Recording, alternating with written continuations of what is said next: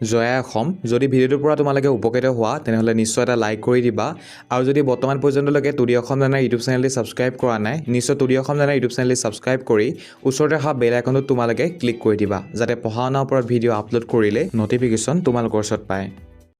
সন্মানীয় সভাৰ সভাপতি মহোদয়, বিদ্যালয়ৰ প্ৰধান শিক্ষক মহোদয়, শিক্ষক শিক্ষয়িত্ৰীসকল, আজি সভাত উপস্থিত অভিভাৱকসকল আৰু মোৰ প্ৰিয় সহপাঠীসকল।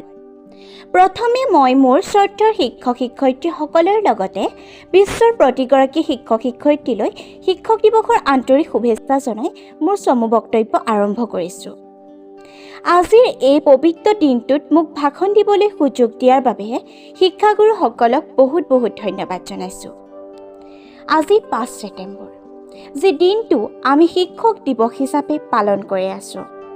এই দিনটো আমাৰ বাবে এক বিশেষ দিন, কিয়নো 5 ছেপ্টেম্বৰ হৈছে ভাৰতৰ প্ৰথম উপৰাষ্ট্ৰপতি তথা দ্বিতীয় ৰাষ্ট্ৰপতি ডক্টৰ সৰ্বপল্লী ৰাধাকৃষ্ণনৰ জন্মদিন।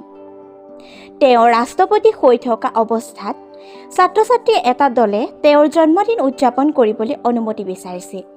তেতিয়া সৰ্বপল্লী ৰাধাকৃষ্ণনে কৈছিল যে তেওঁৰ জন্মদিনটো উদযাপন কৰাৰ পৰিৱৰ্তে এই দিনটো শিক্ষক দিৱস হিচাপে পালন কৰিলে তেওঁ বেছি গৌৰৱান্বিত হ'ব। সেই তেতিয়াৰ পৰাই 5 ছেপ্টেম্বৰ দিনটো সমগ্ৰ ভাৰতবৰ্ষতে শিক্ষক দিৱস ৰূপে পালন কৰা হৈছে আৰু 1962 চনৰ 5 ছেপ্টেম্বৰত ভাৰতত প্ৰথম শিক্ষক দিৱস পালন কৰা হৈছিল। শিক্ষকসকলে এজন ব্যক্তি, একোটা সমাজ আৰু দেশৰ ভৱিষ্যত গঢ়িবলৈ গুৰুত্বপূৰ্ণ ভূমিকা গ্ৰহণ কৰে।